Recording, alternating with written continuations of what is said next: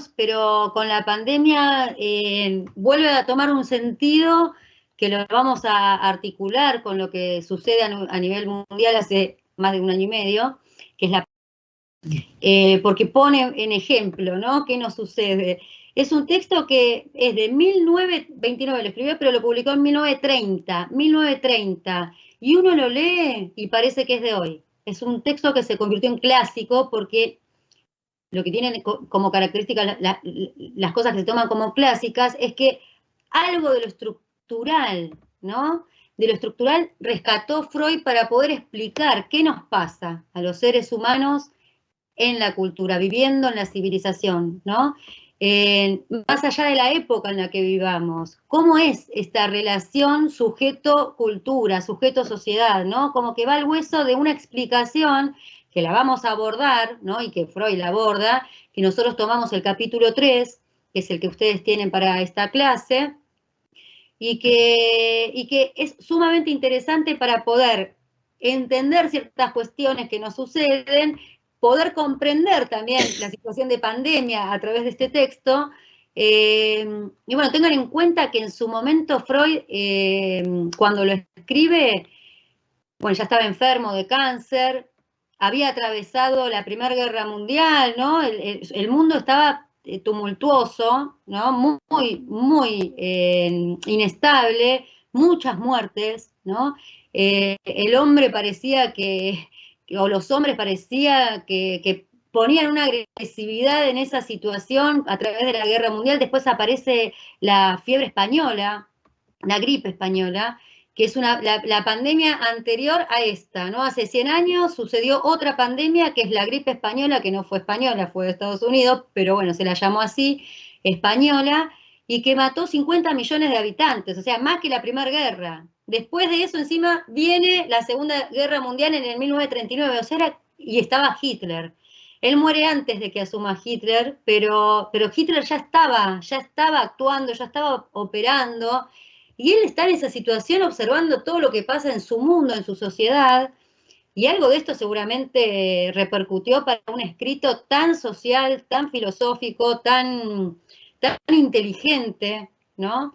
Él pierde a su hija, con la gripe española. Esta hija le agarra una infección producto de un aborto, parece ser, le agarra la gripe española y él, Freud escribía muchas cartas y le escribe a su amigo, está una carta publicada, que le cuenta, no pudimos salir para ir a verla, no hay medios de transporte, no podemos ni siquiera salir aunque sea una emergencia.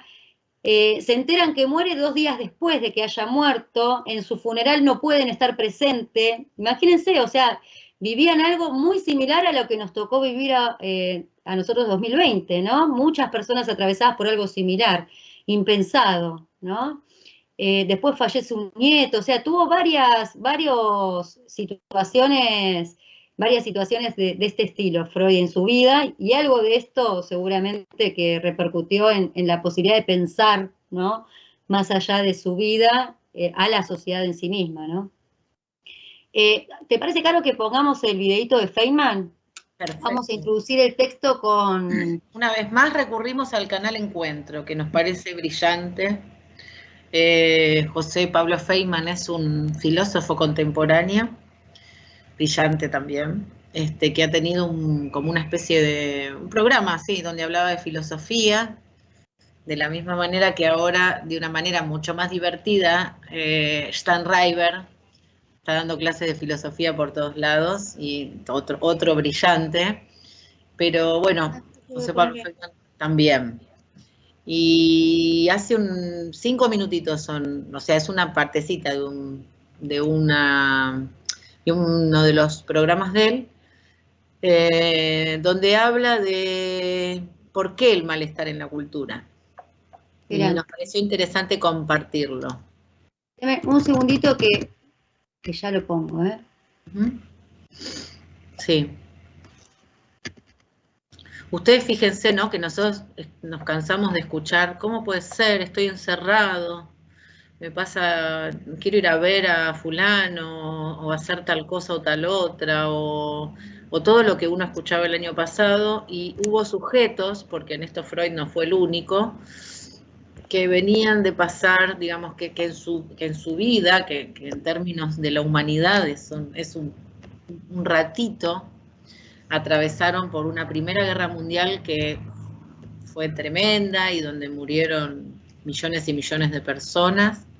En 1900, digamos, en el 18 acontece una pandemia, solo que como no estábamos globalizados, y no había aviones que lleven pasajeros, entonces no se transmitió de la misma manera que esta vuelta, esta pandemia, pero que asoló Europa. Estamos hablando de un continente que había atravesado por esa guerra, porque en Nueva Zelanda la Primera Guerra Mundial pasó inadvertida, pero digamos, en Europa, en lo que va del año, una Primera Guerra Mundial, una pandemia y el inicio de un régimen totalitario, sanguinario, brutal, que le afectó directamente a él por ser judío. Así que un poco mucho en 20 años. Uh-huh. Bueno. Ahí ya lo tengo preparado, ¿lo ven? Perfecto. Sí, yo lo veo, yo lo veo por lo menos. Sí, profesora. Lo que dijo Nietzsche es lo que va a retomar Freud. Freud escribe muchos textos, pero más filosófico de Freud es de 1930 y se llama El malestar en la cultura. ¿Qué es esto de la palabra malestar? Pero antes, otra cosa. 1930, faltan 3 años para que Hitler sea canciller del Reich. O sea, son tiempos oscuros, tiempos, digamos, interesantes, según la maldición china. No sé si ustedes saben que hay una maldición china y que es la peor de las maldiciones chinas y que consiste en decirle a uno, ojalá vivas tiempos interesantes. En la Argentina hemos vivido demasiados tiempos interesantes, es hora de que vivamos tiempos un poco aburridos, pero los tiempos interesantes son los tiempos más terribles, más agitados, más macabros de la historia. Esa era una historicidad muy interesante la que estaba viviendo Freud, era el fin de la República de Weimar, era el fin de Hindenburg, era el ascenso de Hitler al poder en 1933, y ahí, en medio de ese marco indudablemente pesimista, es que Freud escribe El malestar en la cultura.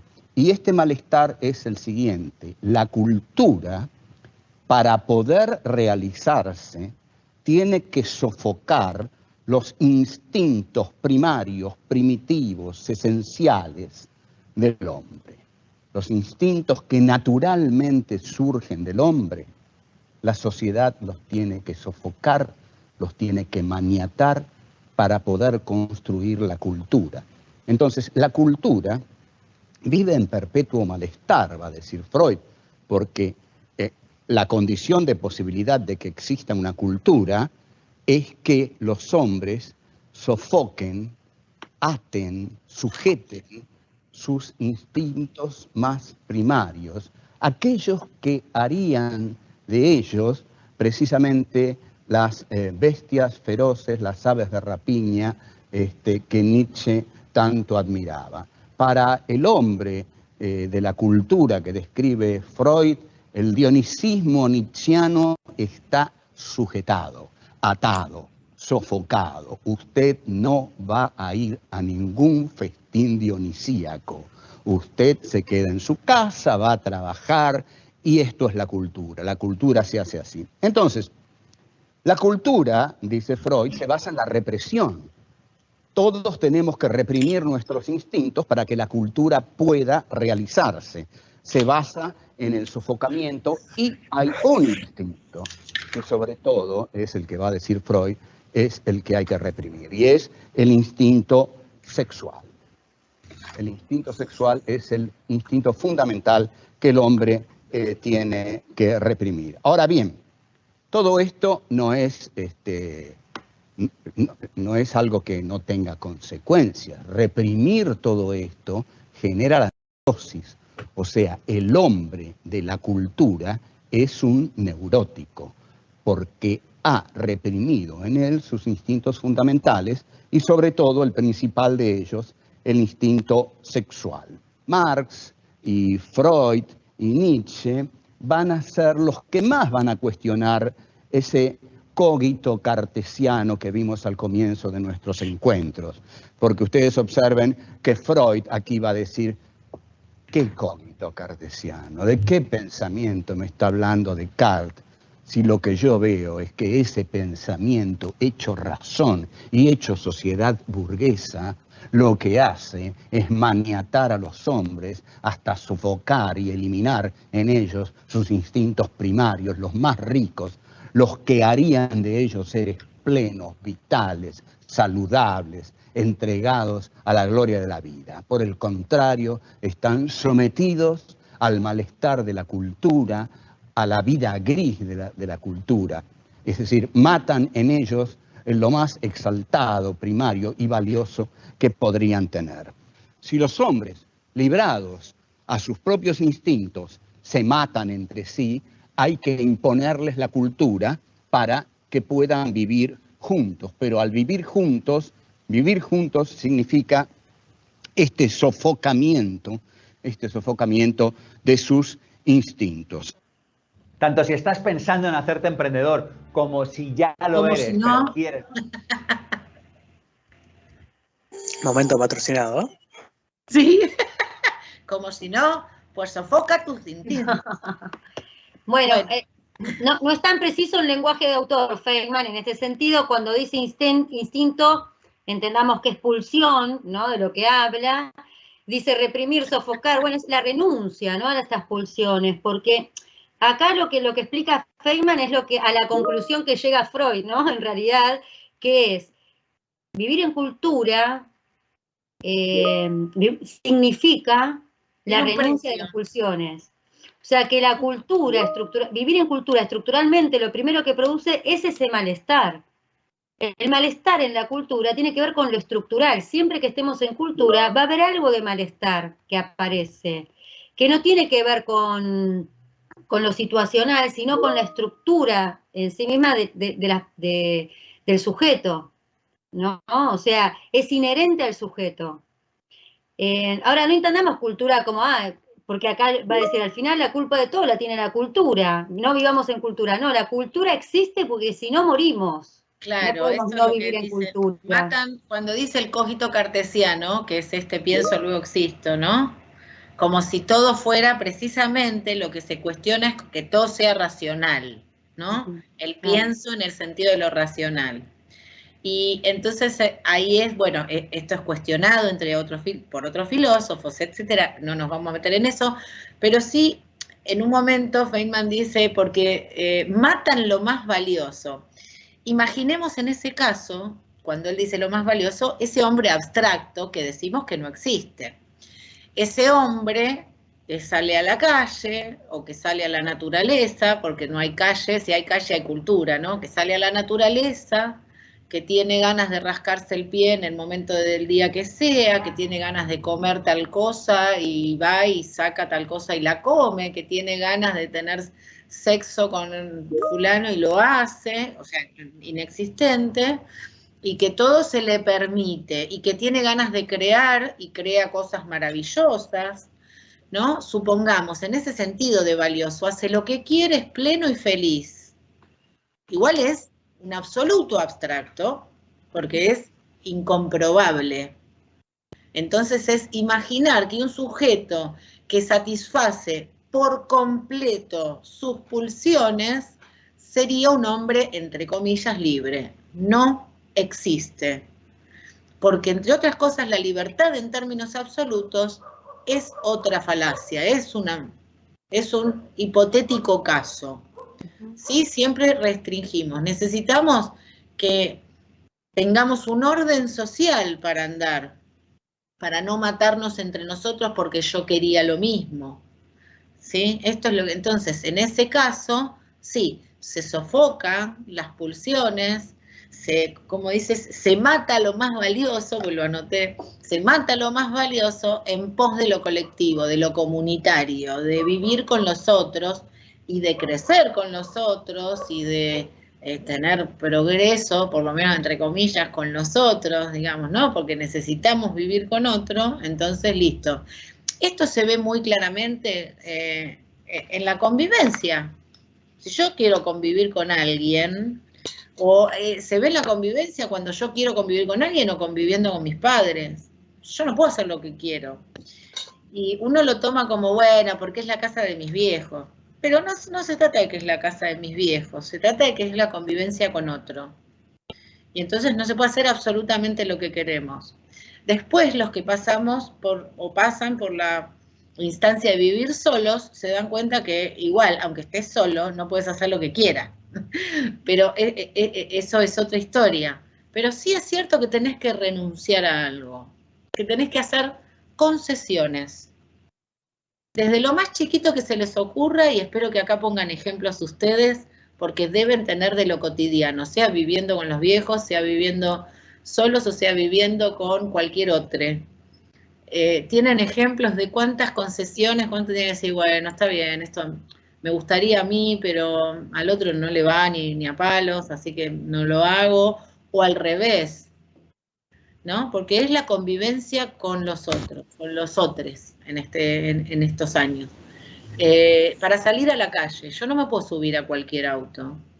Y si estoy apurada, por ahí querría subirme a cualquier auto, pero no puedo. Entonces yo sé que tal y tal cosa. Antes había una cuestión respecto del ello en el yo, o algo por el estilo, y el deber ser, o algo por el estilo también, en el super yo. Nosotros no queremos meternos en esto del yo, ello y super yo. Sí es cierto que hay unas normas de convivencia, éticas, morales, lo que sea, que tenemos internalizadas desde el momento que arribamos al mundo, a través de nuestros otros significativos, que pueden ser los padres o quienes sean que nos críen, y que eso se internaliza, ya se toma como propio. Cuando uno habla de se internaliza, quiere decir que se apropia de eso, y lo repite, y consiste en eso, ¿sí? Eso existe, eso serían las reglas, las normas, eso que se llama el psicoanálisis super yo, vamos a ponerlo así. Ahora, cuando nosotros decimos una cosa por otra, por eso yo por ahí no entendí bien la pregunta, esa es otra forma en que alguna fuerza del inconsciente se filtra en lo consciente, que uno confunde, entre comillas, dice algo por otro, que Freud llamó lapsus. ¿Sí? Esa es otra forma de filtrar el inconsciente. De que se filtra algún contenido inconsciente medio disparatado en nuestro hablar, en nuestro decir. ¿Sí? Los actos fallidos, los lapsus, ¿no? Distintas formaciones que Freud identifica, el chiste también, ¿no? En el chiste aparece algo que también tiene que ver con el inconsciente. Sí, Federico dice, una relación de pareja implica renunciar a ciertas cosas para una buena convivencia. Exactamente, porque el otro es el otro. Y si yo quiero vivir con el otro, cuando digo otro no estoy hablando de género, ¿no? Sino está escrito en toda la literatura psicoanalítica el otro como otro, nadie irrumpió con el otro, hasta los libros de psicoanálisis. Pero cuando digo el otro, digamos, uno que no soy yo. Cuando digo otro, digo uno que no soy yo. Para que uno viva con uno que no es uno, tiene que renunciar a algo, porque el otro es un extranjero, que viene con otra historia, que quiere otras cosas, y si no, sería la ley de más fuerte, que eso también lo plantea en el texto. Sería, bueno, a ver, peleemos por eso. Y para evitar el peleemos por eso hay reglas. Sí, entendamos que tiene que ver con algo que está desde que nacemos, ¿no? Desde que nacemos estamos bajo una cultura determinada con sus propias normas, con sus propias leyes, ¿no? Y la insatisfacción aparece en ese mismo instante, ¿no? Es ese plus de insatisfacción. Si nosotros pensamos que tenemos pulsiones sexuales agresivas además, ¿no? La agresividad inherente al ser humano, ¿no? Que no puede, si yo me peleo con alguien porque me da mucha bronca, porque me da, y estas cuestiones del malestar que causa la relación con el otro, ¿no? La complejidad de las relaciones sociales, y donde uno no puede manifestarse como su pulsión querría, ¿no? Porque hay normas, porque hay reglas, porque hay exigencias culturales y justicia, ¿no? O sea, hay algo que se llama justicia que dice, no matarás, ¿no? Y amarás al prójimo como a ti mismo, y un montón de condicionantes que hacen que desde el vamos, ¿no? Desde el vamos no podemos satisfacer plenamente esas pulsiones que aparecen tanto sexuales, primarias, agresivas, ¿no? Que tienen que ver con la vida en conjunto. Bueno, acá, ¿no? sí, Florencia dice, podríamos relacionarlo con que viviendo sola renunciamos a buscar que alguien nos cocine o nos limpie la casa, no sé, pensar un ejemplo. A ver, ponele que cuando uno decide vivir sola, lo que hace de manera absolutamente racional y consciente es decir, bueno, a ver, viviendo con mis viejos o viviendo con un otro, capaz, porque no siempre el otro cocina o limpia, pero viviendo con los viejos seguro que hay quien cocine y quien limpie. Viviendo sola, pero no tengo, digamos, la posibilidad de invitar a nadie en el momento que quiero para compartir un rato, una cena, lo que fuere. Viviendo sola, por decir algo, ¿no? Viviendo sola, tengo la posibilidad de vincularme con un montón de gente que viviendo en casa se me hace más difícil o no me gusta o me da pudor o lo que fuere. A cambio no tengo nadie que me cocine, bueno, elijo no cocinar, que nadie me cocine. Digamos, eso sería una renuncia, y está bien, consciente, como tantas que hacemos por vivir en sociedad, porque son renuncias conscientes. Sí, acá María Victoria dice, la libertad individual de cada uno llega o termina, ¿no? Hasta donde empieza el otro. Entonces, convivir es saber respetar los límites de nuestros pares, ¿no? Y esto es fundamental, y lo habla Freud en el texto. Renunciamos, ¿no?, a la libertad individual, ¿no?, a la imposición individual en pos de vivir en una comunidad, donde lo que comanda es el bien colectivo. ¿Por qué? Porque así nos protegemos, porque así podemos, el hombre como el lobo del hombre, ¿no? Como el que es capaz de matar a su misma especie. Entonces, la única manera de regular esto y que no nos convertamos en agresores de nosotros mismos es poder establecer la ley que sea el bien común por sobre el bien individual. Entonces, lo individual tiene que sofocarse, porque es la única manera de regular la convivencia, ¿no?, de los seres humanos. Individual. ¿Cómo? Lo puramente individual. Lo puramente, estrictamente individual. Sí, somos digamos, por ahí el sistema, la sociedad nos lleva a pensar en esto de las libertades individuales, etcétera, un poco bastardeando la Revolución Francesa, que no era libertad solamente, lo que propugnaba la Revolución Francesa era libertad, igualdad y fraternidad. Y parece que hoy día de lo único que se acuerdan de aquella revolución que fue tan importante, tan valiosa, es la palabra libertad. La libertad no es nada si no es con fraternidad y con igualdad. Por eso tenemos que poner en valor nuevamente a lo colectivo. Profe, sí. Por ejemplo, ¿se puede tomar de ejemplo algo, ponerle actual, de tomar de convivencia, ponerle esto de la pandemia? O sea, como que obligatoriamente vivimos en una convivencia, en cuidar al otro, ponerle el tiempo que estuvimos aislados, no salir por el hecho de cuidar quizás a un familiar, o sea, nos estamos restringiendo de quizás salir a divertirse o lo que fuere, para en convivencia proteger al otro y protegernos a nosotros mismos también. Muy atinado y pertinente. Listo, obviamente. Podés seguir dando la clase. Claro, es justamente ahí donde el texto se vuelve tan actual, ¿no? Nosotros vivimos en carne propia todas las renuncias en pos de un bien común, de la salida de la pandemia, ¿no?, de la posibilidad de que termine más rápido y todas estas cuestiones de evitar más muertes, de cuidarme yo pero para cuidar al otro también. todas estas restricciones que aparecen, ¿no?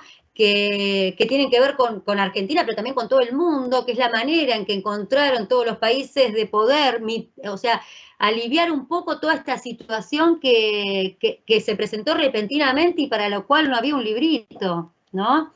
Entonces son restricciones que son aún más limitantes a las posibilidades del ser humano. El lazo social permite un montón de drenaje, las pulsiones y de las pulsiones tiernas, ¿no? Se ponen ahí en juego en los encuentros con amigos, y esto, ¡buah!, de golpe coartado. Las renuncias a las que estamos nosotros sujetos en situación de pandemia ponen en evidencia este texto, ¿no? Entonces hay algunos que pueden comprender la situación, ¿no? Bueno, en este momento es lo necesario para evitar muertes de familiares, de gente cercana, de la sociedad, de que esto se termine de lo antes posible, ¿no? Algo que desde las fuentes de malestar que Freud establece, que ahora vamos a abordar, vamos a poder entender también, ¿no? El miedo de morir, que se hace bien presente, el miedo de enfermar, de que nuestro cuerpo enferme, ¿no?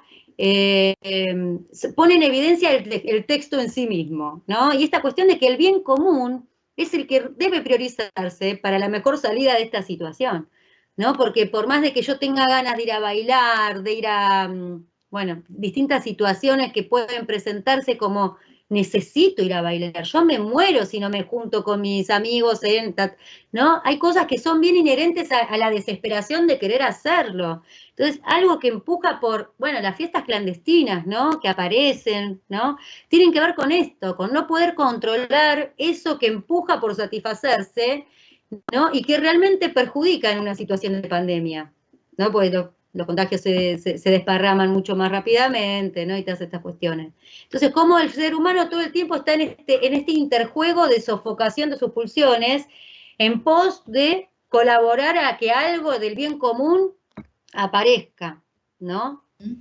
Profe. Sí. ¿Alguna vio la serie El Reino? Sí.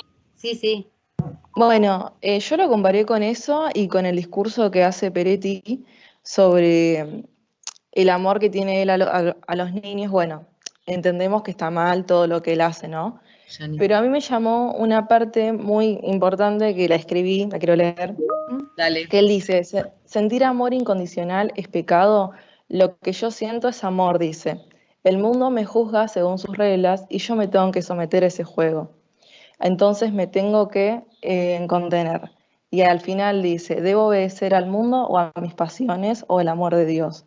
Y eso me llamó mucho. Como eso lo dice cuando está en el auto. Sí, me acuerdo patente esa escena. Sí. Esto, ¿no? O sea, a ver.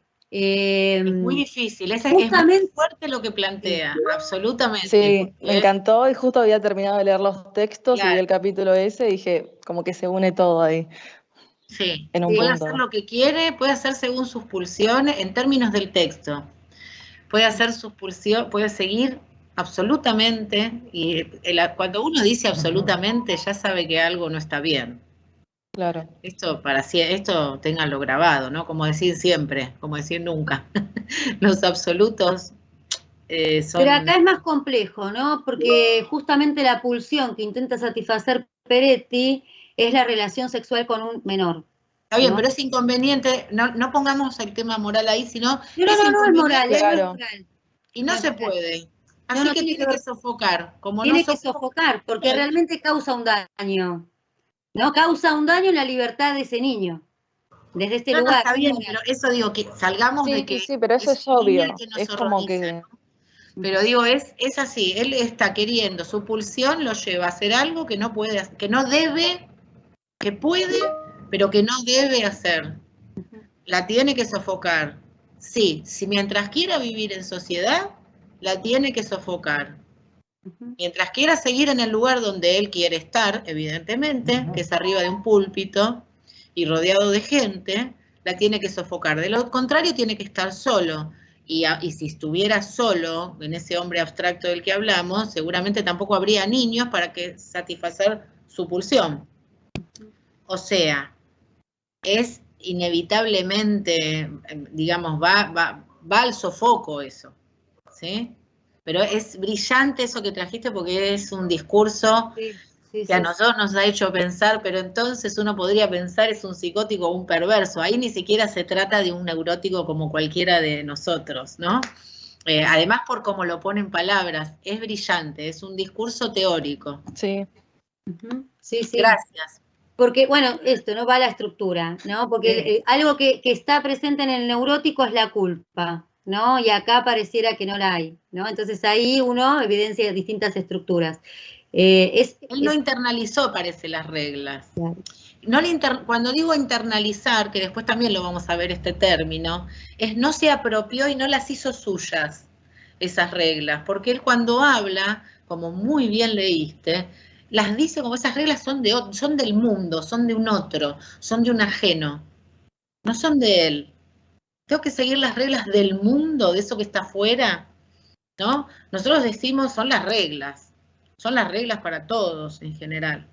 No, las transgredimos o no o las seguimos, pero son las reglas. Él dice como que son de afuera.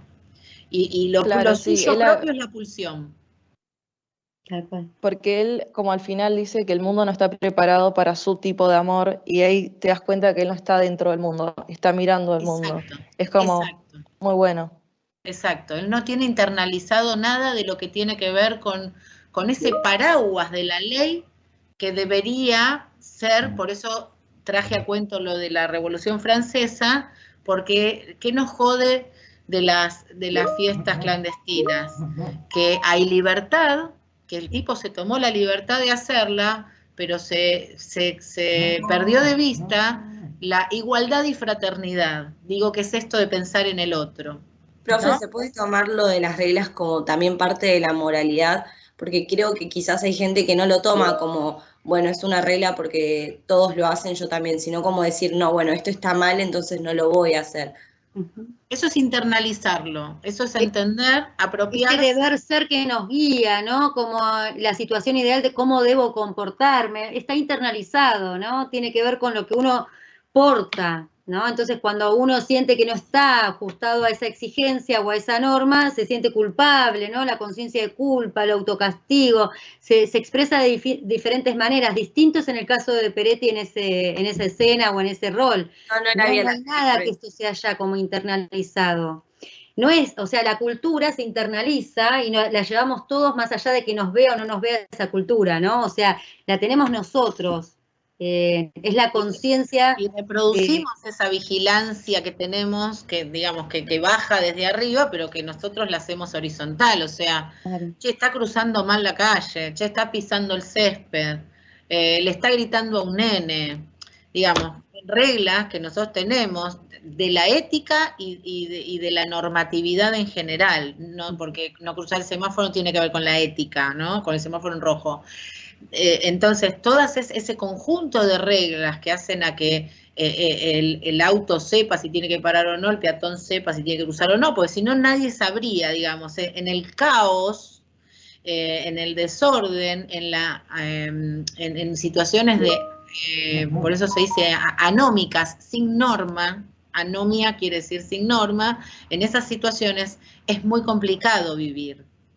Entonces, bueno, todas esas las tenemos internalizadas de manera tal que muchas veces vemos a otro cometiendo alguna infracción, ¿sí? Transgrediendo alguna norma y, bueno, en primer lugar nos damos cuenta sin que tengamos que ir a leer ningún estatuto, ¿sí? Porque las conocemos, las internalizamos y después sí nos parecerá bien o mal alguna regla en términos generales, eso sí nos pasa, ¿por qué? Porque somos sujetos singulares.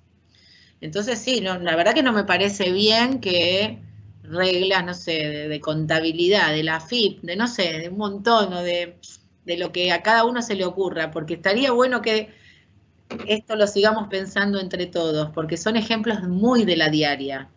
Entonces cada uno debe tener ejemplos de lo que estoy diciendo, donde decimos, no, esto la verdad que no me parece bien, lo tengo que acatar y sí, lo tengo que acatar, pero no entiendo que no pueda estacionar en tal lugar, porque no tal cosa, suponete, ¿no? Acá Florencia dice, había una pregunta, espérame, no termino de entender cómo surgen estas concesiones cuando uno vive solo, si no está en convivencia con el otro, ¿siguen habiendo cosas a las que tienen que renunciar a hacer? Sí, porque tiene que ver más allá con la situación de vida del individuo, ¿no? Si vive solo o acompañado, siempre se relaciona con otros, ¿no? Y en esa relación con los otros es donde aparece esta complejidad, ¿no? Las normas no alcanzan para que el vínculo se lleve en armonía. Entonces, hay cosas a las que renunciamos. Si a nosotros no nos gusta cómo nos habló, no podemos clavarle un cuchillo, ¿no? A veces quizás no lo tenemos como presente, le clavaría un cuchillo, pero cuestiones de la agresividad, cuestiones de, no sé, deseos sexuales o hacia unas personas prohibidas, ¿no? Por lo social, siempre uno está restringiendo situaciones que tienen que ver con lo que me gusta, con lo que tendría ganas de ya satisfacer en algún punto, en alguna beta, ¿no? Y no se puede, más allá de si vivo solo o no. Uno siempre concede en la convivencia, por ejemplo, estamos nosotros en la clase, de golpe les aburre y no pueden decir, ay, profesora, cállese, que no la aguanto, están hablando, ¿no? Cosas que por ahí uno se le cruzan por la cabeza y no es capaz de poder reproducirlas, porque obviamente se pone en conflicto. Entonces todo el tiempo, inconscientemente, vamos renunciando a ciertas maneras de actuar que tienen que ver con las normas, con las formas de convivir entre los seres humanos. No tiene solo que ver con el vivir solo, ¿no? Podés vivir solo, acompañado, y las situaciones de conflicto entre los seres humanos se realiza de la misma manera, se aparecen, ¿no? Situaciones de conflicto en las que tenemos que ceder, ¿no? No sé si termino de explicar un poquito para que le quede un poquito más la idea a Rocío, que había preguntado sobre esta situación. ¿Quieren que compartamos el PowerPoint? Así seguimos un poquito a través del texto, seguimos... podemos seguir hablando un montón nosotras dos, pero sí, está bueno que después cuando vayan al texto encuentren más o menos el hilo de cómo viene, porque en esto se imaginan que un texto, además, que es menos técnico, si se quiere, y mucho más referido a lo cotidiano. Esto es casi tangible, entonces se nos disparan situaciones que por ahí nos siguen puntualmente al texto, y está bueno que también respondamos a eso para cuando se encuentren con la lectura, aunque creo que muchos ya se encontraron con la lectura. Sí. Bueno, acá el capítulo 3 empieza ya desde el vamos con la pregunta, ¿por qué es tan difícil, ¿no?, para los seres humanos conseguir la felicidad? La dicha, dice, ¿no? La felicidad. ¿Por qué es tan difícil? ¿No? ¿Cuál es el objetivo de vida? Ser felices. ¿Por qué es tan difícil conseguir la felicidad? ¿No? Entonces él va a establecer, y en capítulos anteriores un poco también lo esboza, 3 fuentes, dice él, hay 3 fuentes de las que proviene nuestro malestar. La primera es la hiperpotencia de la naturaleza, ¿no? Hay algo, situaciones de la naturaleza que no podemos controlar, que se nos imponen, ¿no? Y justamente el malestar proviene de esa fuente. Inundaciones, lluvias eternas, cuestiones que nos exceden, ¿no?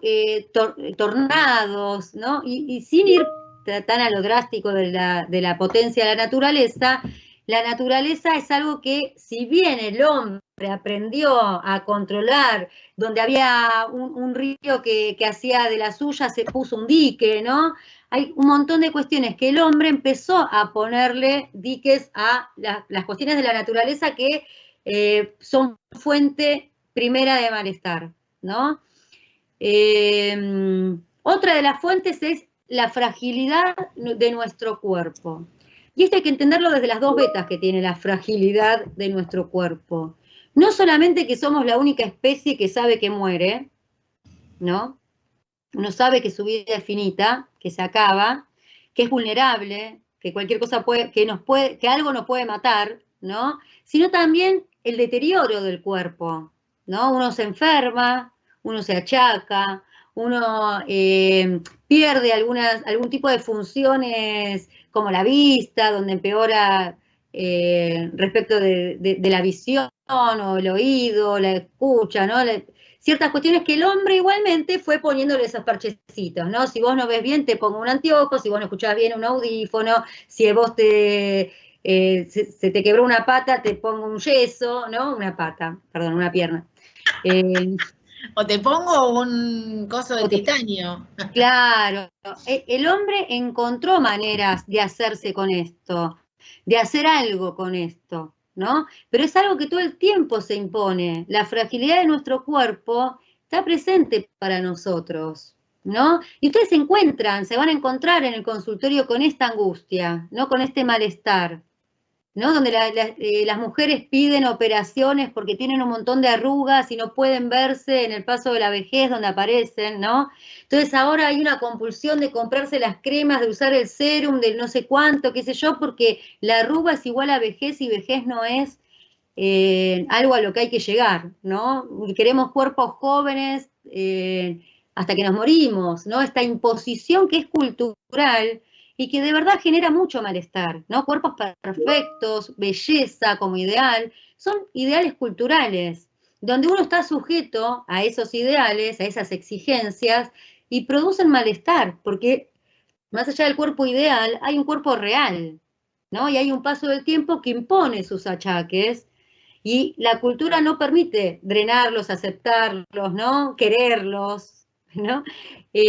Cada época impone su sello diferente, pero hoy podemos ver, ¿no? La gente se ocupa más de su cuerpo que de su no sé, enriquecerse culturalmente, ¿no? De poder abocar la misma energía a algo que brinde mayores aprendizajes, ¿no? Uno solamente ejercita el cuerpo en el gimnasio, parece, ¿no? Y con eso ya soy feliz.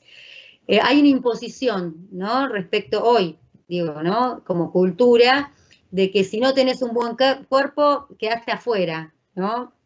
No podés ser feliz.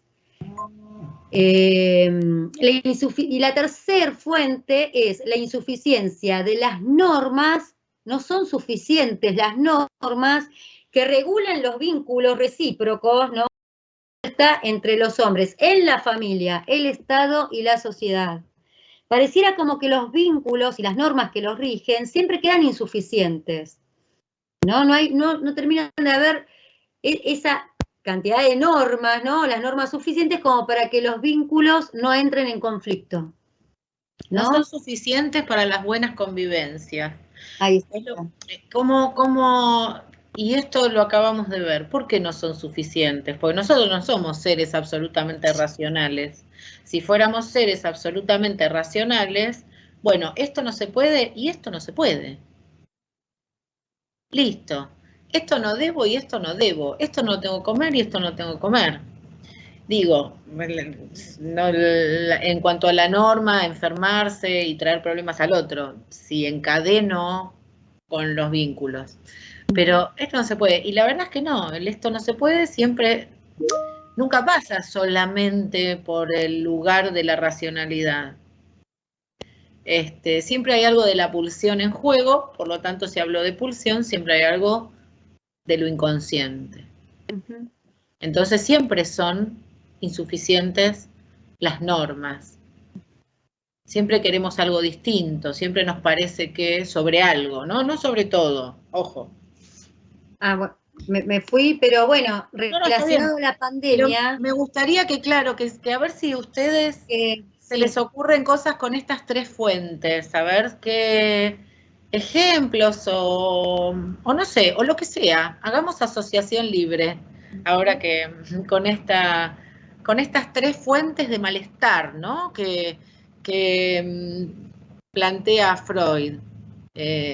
¿Cómo lo ven?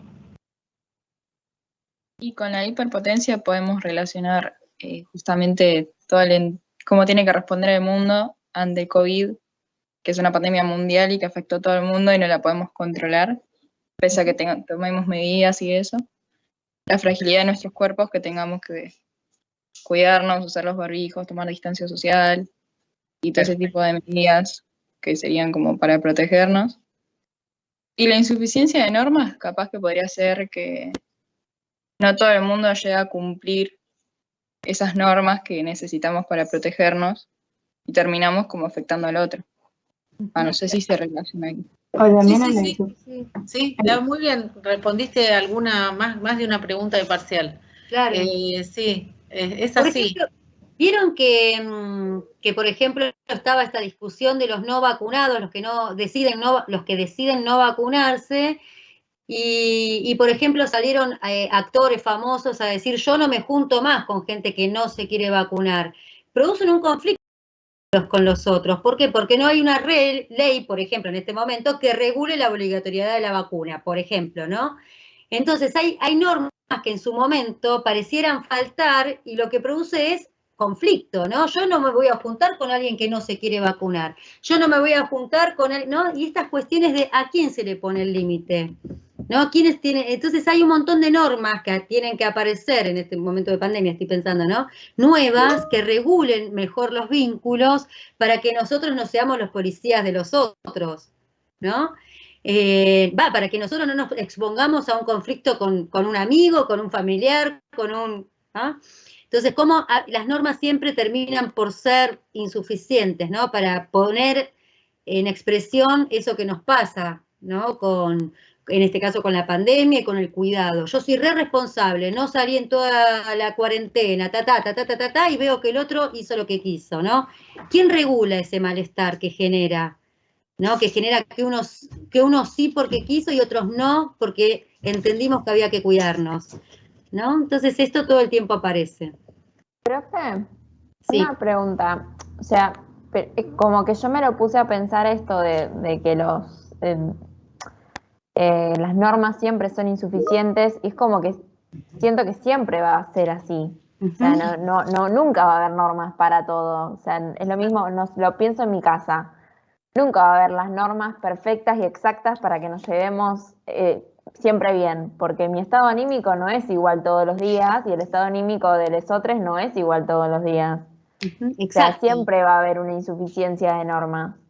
En el caso del COVID me parece que es como un poco más tangible en el sentido de si yo cumplo con todo y el otro no tiene, o sea, no tiene pena por hacer las cosas que yo sí hago, por no hacer las cosas que yo sí hago. Por ejemplo, que no se vacune, entonces no me está protegiendo a mí, no está protegiendo a los demás. Y yo sí me vacuno y yo me estoy protegiendo a mí, estoy protegiendo al resto. Como eso sí es como más tangible donde sí se puede poner una norma. Pero hay otras que es como, ¿cómo pongo una norma de no me grites? Bueno, es como... se pone cuando, digamos, hablamos de la cultura, ¿no? Es cuando se empieza a visibilizar esto de que nadie tiene derechos de flagelar al otro. Nadie tiene derecho de dañar al otro y se incluye al gritar, como una forma de dañar al otro. Digamos, se van incorporando esas normas. Formas de violencia. Primero las sociedades van siempre por delante de las normas escritas, o sea, las leyes. ¿Sí? Esto es así, esto ha sido así siempre. Primero un grupo social exige determinados derechos hasta que después se los apropia la mayor parte de la sociedad y luego a partir de la institución Estado, digamos, se inscribe como ley. El no me grites, uno ahí no gritar no es una norma, pero sí no dañar, y si te daña, no está bien. Estas son las cosas internalizadas en principio. Que existen, sí existen. Uno no hace uso de la ley, de la norma escrita todo el tiempo, entre otras cosas porque el Poder Judicial está muy lejos de ser justicia, pero porque además entras en una vorágine burocrática que no te lleva a ninguna parte y mientras tanto te siguen gritando. Por eso es tan importante la incorporación y la internalización de las normas, para que no haga falta recurrir al tercero de la ley para hacerlas cumplir, ¿sí? Pero sí habrá otros que le digan a ese que digamos, cuando ese te está gritando en la intimidad y vos no lo decís, se queda adentro. Cuando ese te está gritando en un almuerzo con otros, esos otros tal vez le digan, che, no le puedes gritar. Digamos, ahí hacemos todos,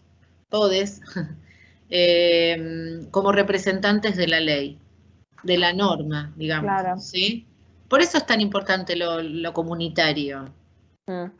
Porque la verdad que es muy difícil llegar a la ley, a la norma escrita. Entonces, sí, lo comunitario le da el valor y el peso y el poder de hacer algo con esa arbitrariedad individual, que en este caso grita, ¿no? Es justamente el poder del conjunto lo que puede hacer algo con esa arbitrariedad individual, ¿no?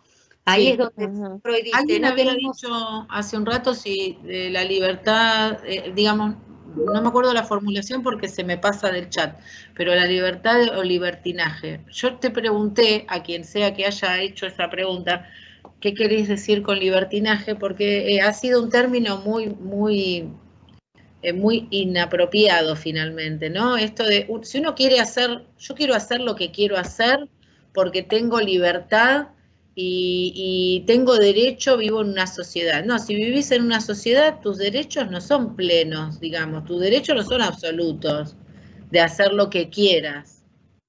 Tus derechos son restringidos, porque la libertad es restringida, por definición. ¿Sí? Entonces, lo único que puedo decir yo es, yo quiero hacer lo que quiero. Nada más, podés decirlo, sí. Entonces viví solo. Para vivir en sociedad, el yo quiero hacer lo que quiero no existe. Es como una contradicción. ¿Sí?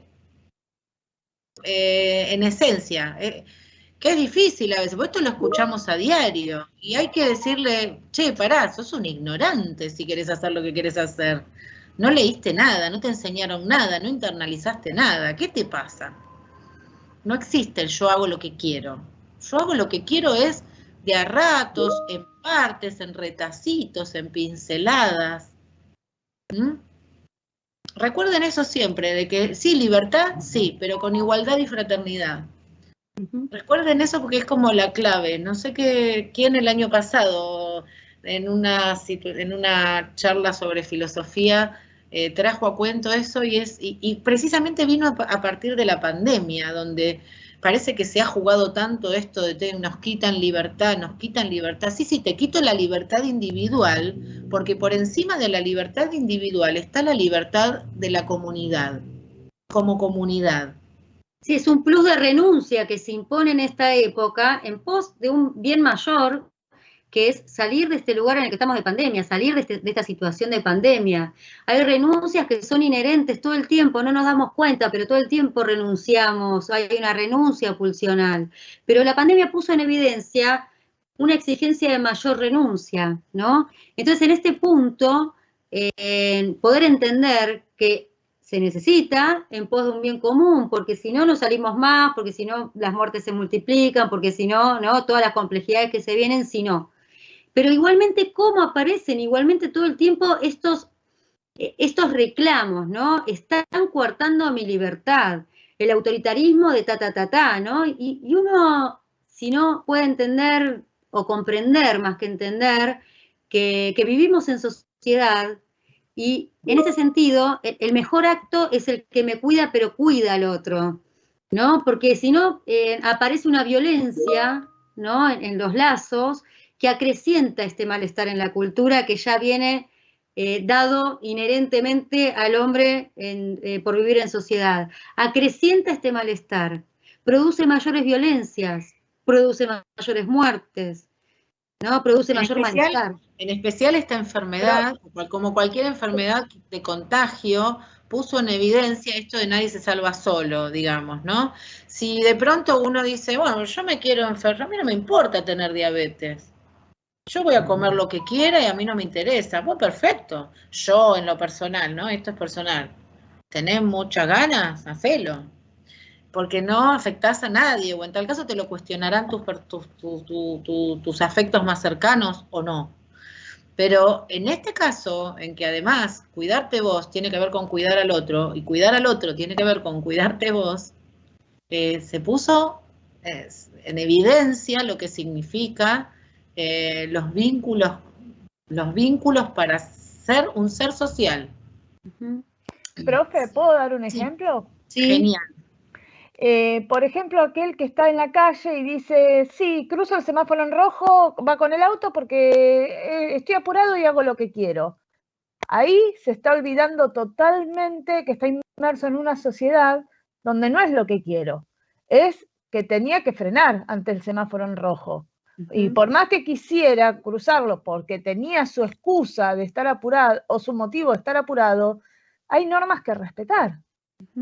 Sí, tal cual. Aparte de todo es, si querés cruzar con el semáforo en rojo y matás a alguien, o al revés, si querés como peatón cruzar en cualquier momento y haces que otro te mate, siempre hay un otro. Si querés que te parta un rayo, andate al medio del campo, en el medio de una tormenta, y la culpa va a ser del rayo, y la responsabilidad va a ser del rayo, o sea, las dos cosas que son distintas. Pero no involucres a un otro, eso quise decir yo antes. En cuanto involucras a un otro, porque a ver, vos tenés muchas ganas de ser libre, como cree uno, como creen algunos, bueno, bárbaro, te vas arriba de la montaña, en algún lugar de ser, digo montaña, o puede ser de cualquier lugar en la naturaleza, vas a tener que... profe, como el libro El lobo estepario de Hermann Hesse, que se fue a la montaña. Ahí está. Vas a tener que trabajar un montón viviendo solo, y no sé si lo vas a poder sostener porque el mundo está habitado por otros. O sea que más tarde o más temprano alguien te vas a cruzar y no sé lo que vas a hacer. Digo, por eso hablamos de una abstracción, ¿no? Sí. ¿Alguien iba a hablar? No, agradecía, me parece. Profe. Sí. También puede ser que en la insuficiencia de normas, por ejemplo, cuando estábamos en cuarentena estricta, que tipo había una parte de la sociedad que estaba de acuerdo con que había que proteger la salud y todo eso, y la otra parte que quería abrir todo por todo lo que era lo económico. Sí. Entonces las normas ponían una que estaba bien para una y mal para otra, y nunca se ponían de acuerdo, digamos. Sí. Como que nunca era buena la norma para todos. Sí, claro, a ver.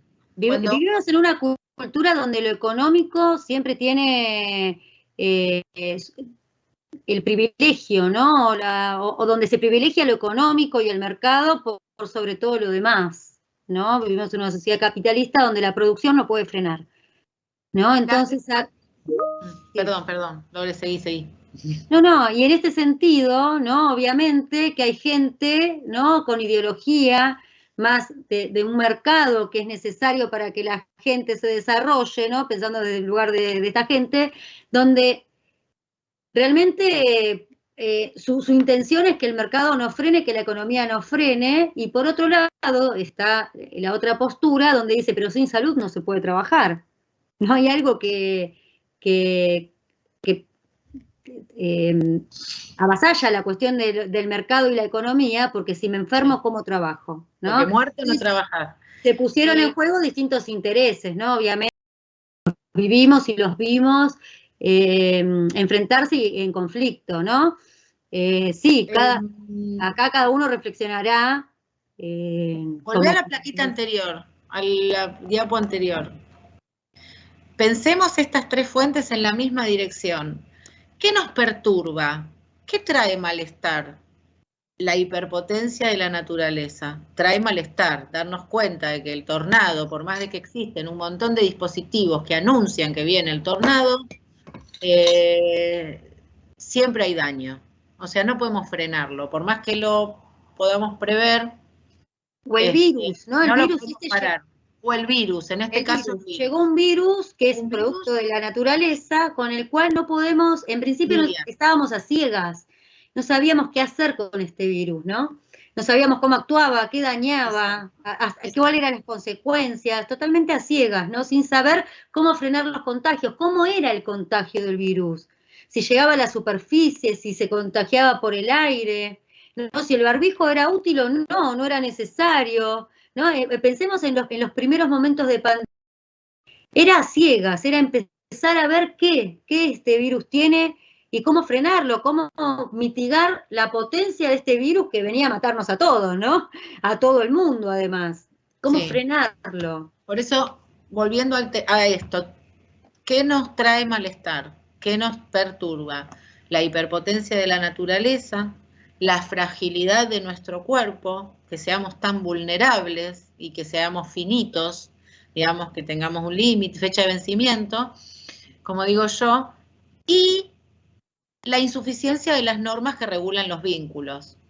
O sea, nos trae malestar, es un hecho la hiperpotencia de la naturaleza, es un hecho la fragilidad de nuestro cuerpo, es un hecho la insuficiencia, siempre van a ser insuficientes las normas que regulan los vínculos recíprocos entre los hombres en la familia, el Estado y la sociedad.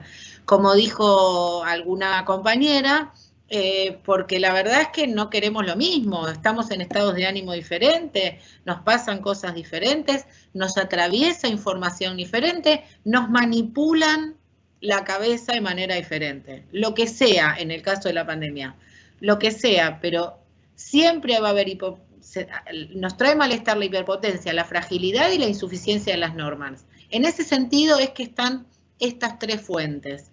Existen, son un hecho y nos traen malestar.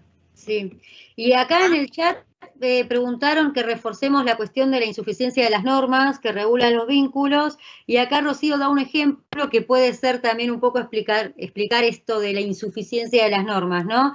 Que dice, por ejemplo, el viaje en el transporte en estos tiempos podría ser un ejemplo del malestar. Cuando ves a alguien durante todo el viaje con el barbijo por debajo de la nariz, o el chofer discutiendo con alguien que quiere subir al colectivo y no puede porque hay límite de pasajeros. Digo, hay cosas que no están normativizadas. Si alguien se pone el barbijo abajo de la nariz y uno sabe que está en infracción porque así no se protege ni protege, ¿dónde está la norma que dice hay que hacer algo con este señor? ¿No? Siempre hay insuficiencias de normas. Este es un ejemplo, pero siempre las normas parecen no alcanzar para la convivencia más armónica de los seres humanos, ¿no? De hecho, siempre, no parecen, no alcanzan. No alcanzan. Siempre va a haber algo que no esté contemplado por normas, ¿no? Que los dos no entendamos de la misma manera, que se entre en conflicto con esto, ¿no? Entonces hay una insuficiencia de las normas que regulan los vínculos recíprocos del hombre con su familia, del hombre con el Estado, del hombre con la sociedad, ¿no? Siempre va a haber una insuficiencia, siempre algo va a faltar para que no haya contradicción entre los vínculos que establecemos los seres humanos entre nosotros. Acá hay María Victoria, espera que se me fue ahora. Ahí va. Con respecto a los conceptos de derecho y libertad, Freud dice que cuando hay conjunto de individuos que presentan un reclamo se habla de derecho, y cuando es un solo individuo el que quiere imponer algo se llama fuerza bruta. A ver, uno puede exigir un derecho de manera individual, porque si es derecho es porque es para todos, o para todes. Si es un derecho ganado, es para todos. Cuando un solo individuo quiere imponer algo, puede ser por la fuerza bruta, pero puede ser que lo que está exigiendo no sea un derecho, sino sea un privilegio. ¿Sí? Esta sería la diferencia. El derecho es algo que se gana para todos, para todes. No es así, digamos, no es para uno solo. De lo contrario es privilegio. Es yo quiero porque yo quiero porque tengo derecho. No, si es un derecho, es que lo tienen todos y todas. Eso es la diferencia, ¿sí? Bueno, son las 9:48, nosotros nos prometimos a nosotras mismas y les prometimos a ustedes que íbamos a hacer un stop en algún momento de estas 3 horas, y podría, si te parece, Lore, ser un momentito para tomarnos 10-15 minutos y después seguimos con porque yo creo que lo más importante además era que entiendan el concepto de malestar en la cultura. Después el texto sigue explicando qué es cultura, básicamente, pero era muy importante que entiendan estas bases sobre las cuales vivimos en sociedad que tienen que ver con este malestar. ¿Sí? Bárbaro. Bueno, son -10 y o algo. O volvemos y 5, ¿te Dale. parece, Caro? Perfecto. Y 5 nos reencontramos. Dale, genial. Bárbaro. Listo.